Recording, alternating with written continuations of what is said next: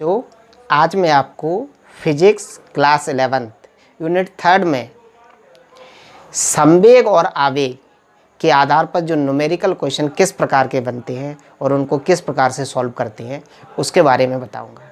ठीक है, तो आवेग और संवेग के आधार पर न्यूमेरिकल क्वेश्चन देखते हैं जो एग्जाम में आ सकते हैं।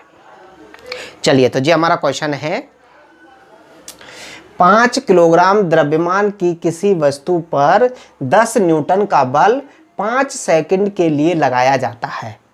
ठीक है, तो निम्न की गणना कीजिए। नंबर 1 बल का आवेग, दूसरा पॉइंट है संवेग में परिवर्तन, तीसरा वेग में परिवर्तन और चौथा वस्तु का त्वरण। ठीक है, तो देखिए सबसे पहले हमें क्या क्या इसमें दिया है वो लिखेंगे। दिया है m बराबर यानी वस्तु का द्रव्यमान दिया है 5 किलोग्राम। ठीक है, वस्तु पर 10 न्यूटन का बल लगाया जाता है, यानी बल दिया है F बराबर 10 न्यूटन, 5 सेकंड के लिए लगाया जाता है। तो समय दिया है डेल्टा टी बराबर 5 सेकंड, 5 सेकंड के लिए लगाया जाता है। तो निम्न की गणना कीजिए। ये 4 चीजें हमें ज्ञात करनी है। तो देखिए सबसे पहला पॉइंट हम ज्ञात कर रहे हैं बल का आवेग। बल का आवेग, तो आवेग बराबर होता है टाउ बराबर F इंटू डेल्टा टी। जब हमने फॉर्मूला पढ़ा है कि जब किसी वस्तु पर कोई बल अल्प समय के लिए लगाया जाता है तो बल और समय के गुणनफल को आवेग कहते हैं। F का मान कितना दिया हमें 10 और डेल्टा टी का मान दिया 5, तो टाउ बराबर आ जाएगा हमारा 50। इसका मात्रक लिखना है हमें, तो यहीं से लिख दो। बल का होता है न्यूटन और समय का सेकंड, तो न्यूटन इंटू सेकंड। ठीक है, तो पहला पॉइंट हमारा जे आ गया। दूसरा पॉइंट क्या है हमारा संवेग में परिवर्तन। संवेग में परिवर्तन मैं साफ कर दे रहा हूं जी। सेकंड पॉइंट है संवेग में परिवर्तन।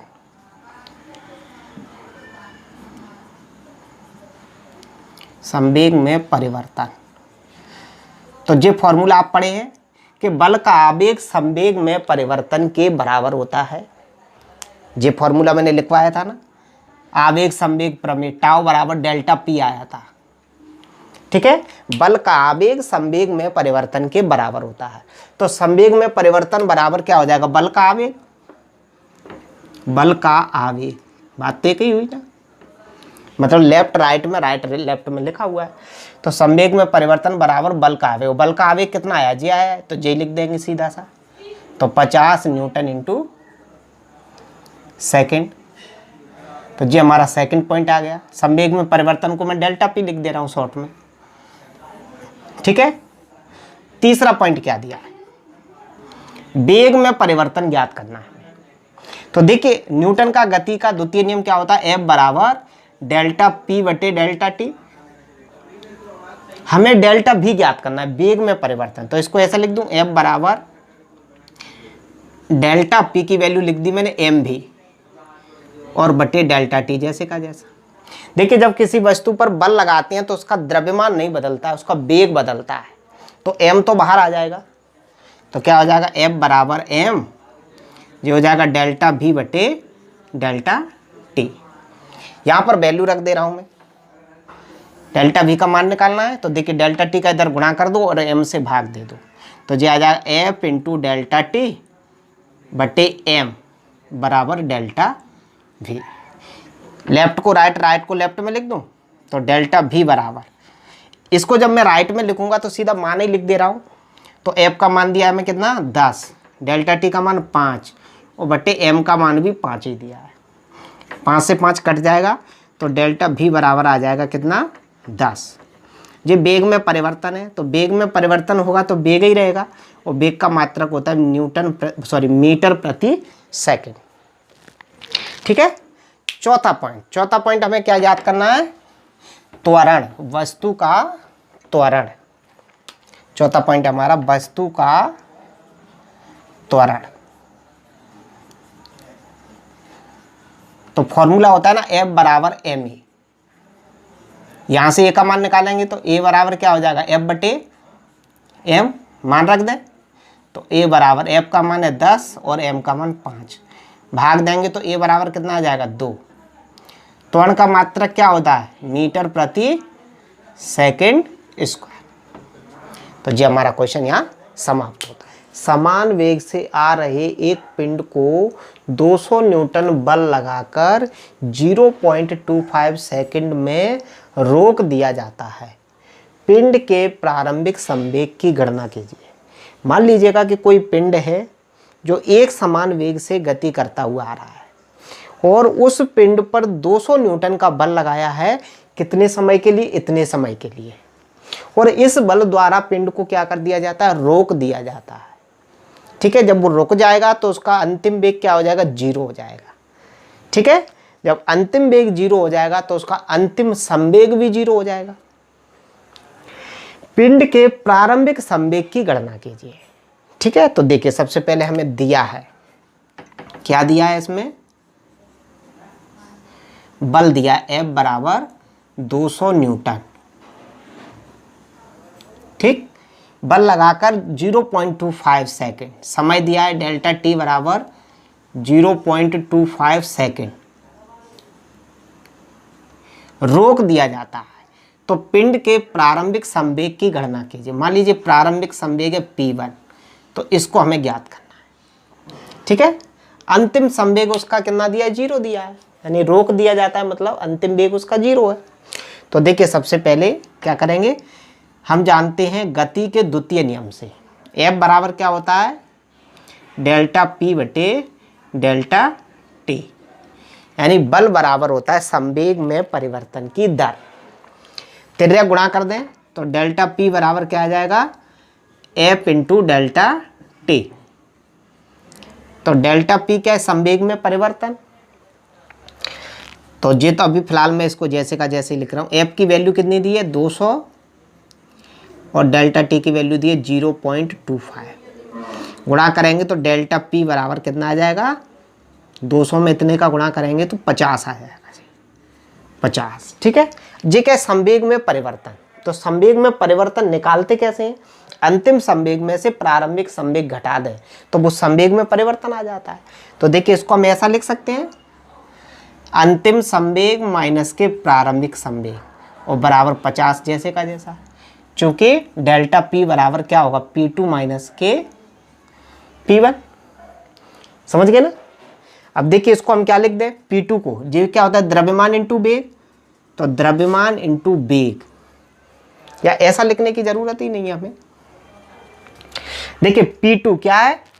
P बराबर होता है mv और अंतिम वेग कितना? 0 है। तो v की वैल्यू यदि 0 करेंगे तो P बराबर कितना आएगा? 0।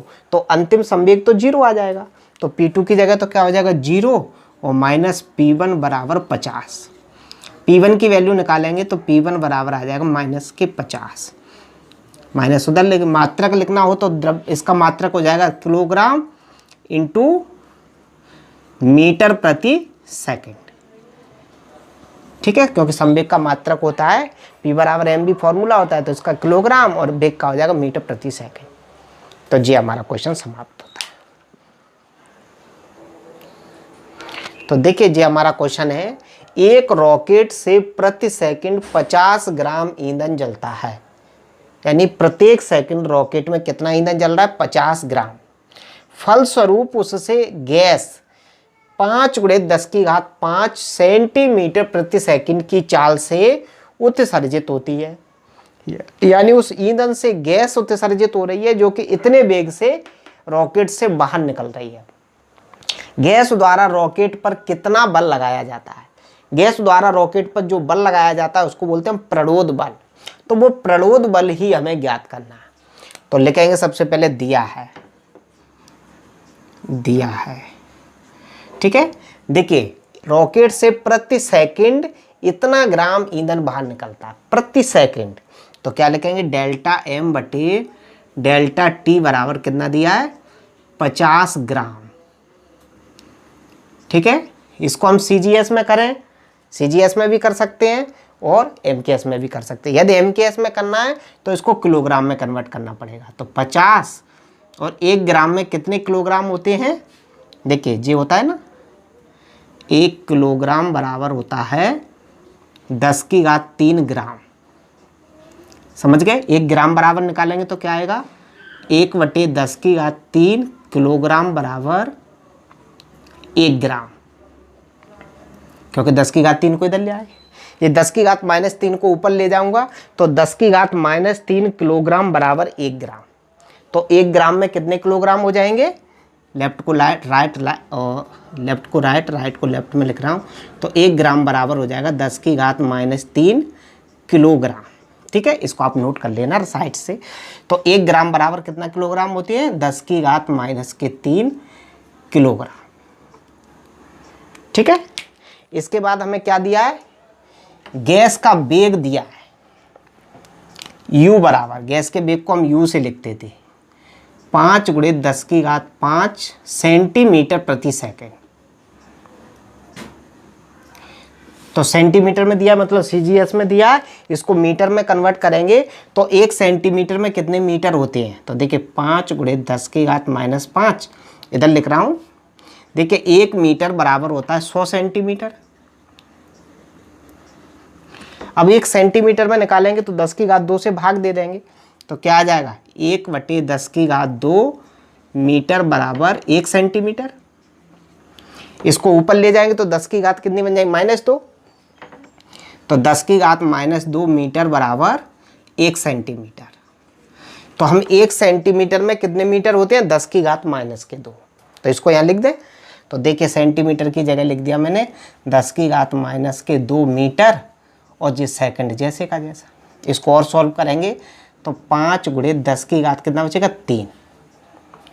आधा समान गुणा में घातें जुड़ेंगी तो इतना हो जाएगा मीटर प्रति सेकंड। अब हमें क्या ज्ञात करना है? प्रणोद बल ज्ञात करना है। तो फॉर्मूला लगा दें प्रणोद बल का। तो प्रणोद बल बराबर प्रणोद बल F बराबर क्या आता था? ΔM/ΔT into U। तो F बराबर मान रख दें। इसकी वैल्यू कितनी दी है? 50 × 10⁻³ और U की वैल्यू दी है 5 × 10⁻⁻3। देखिए आधार समान है, गुणा में घातें जुड़ जाएंगी तो ये तो जुड़ के कितनी हो जाएंगी? 10 की घात 0 और किसी की घात 0 का मान होता है 1 और इसका इसमें गुणा करेंगे तो जो हो जाएगा 250। बल है इसलिए MKS में निकाला है तो मात्रक हो जाएगा न्यूटन।